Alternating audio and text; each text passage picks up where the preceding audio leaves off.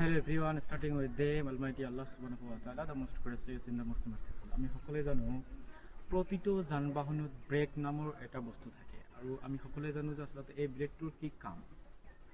আচলতে ব্ৰেকটোৰ কাম হ'ল সেই যান বাহন চলাৰ সময়ত ক'ৰবাত ৰৈ দিব লগা যদি হয় বা ক'ৰবাত যদি ৰখাব লগা হয় তেনেহ'লে এই ব্ৰেকডালে বিশেষভাৱে ভূমিকা পালন কৰে। আমি এই ব্ৰেকডালৰ সহায়ত আমি সেই গাড়ীখন বা সেই যান বাহনখন ৰখাব পাৰোঁ।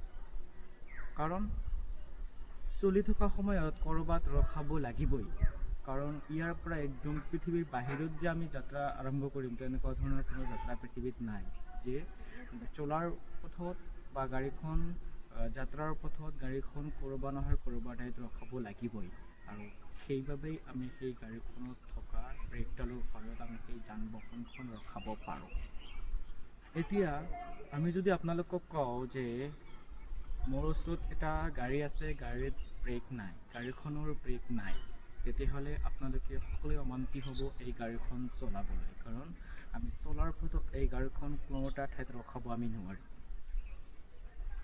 কাৰণ সেই গাড়ীখন চলাবলৈ হ'লে অকণমান ভয় লাগিব, আমালোকৰ অকণমান বেছিয়ে ভয় লাগিব, কাৰণ গাড়ীখনৰ ব্ৰেক নাই। পূৰা স্পীডত যদি আমি গৈ থাকোঁ তেনেহ'লে গাড়ীখন ক'ৰবাত নহয় ক'ৰবাত ঠাইত আমি ৰখাব নোৱাৰিম, কাৰণ গাড়ীখনত ব্ৰেক নাই। আমি সকলোৱে অমান্তি হ'ম সেই গাড়ীখন চলাবলৈ, সেই যান বাহনখন চলাবলৈ। ঠিক সেইদৰে আমি যদি অকণমান যদি আমাৰ এই টপিকখিনি, এই ধাৰণাখিনি যদি অকণমান যদি আমাৰ এই নিজৰ জীৱনৰ লগত যদি মিলাই চাওঁ তেনেহ'লে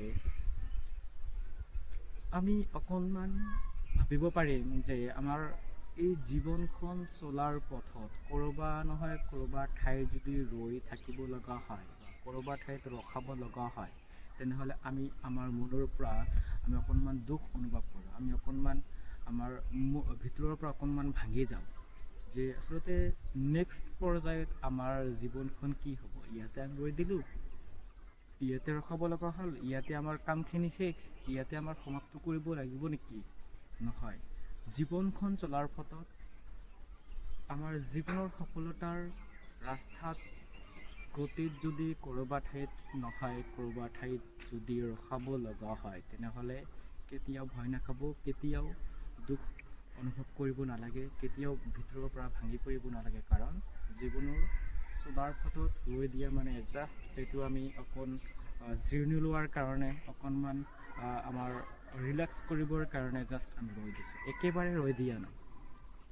য'ত ৰৈ দিম তাৰ পৰা আকৌ আৰম্ভ কৰিম, তাৰ পৰা আকৌ ষ্টাৰ্ট কৰিম।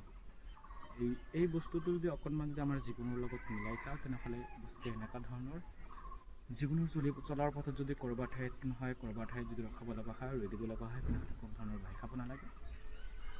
এইটো আপোনালোকৰ সকলোলৈ ৰিকুৱেষ্ট। যদি ভিডিঅ'টো ভাল লাগে তেনেহ'লে সকলোৱে শ্বেয়াৰ কৰিব, অকণমান কমেণ্ট কৰিব, ভাল লগা কমেণ্ট কৰিব। তাৰপিছত যদি পাৰে ভিডিঅ'টো অতি বেছি শ্বেয়াৰ কৰিবলৈ নাপাহৰিব। ধন্যবাদ। জয় অসম।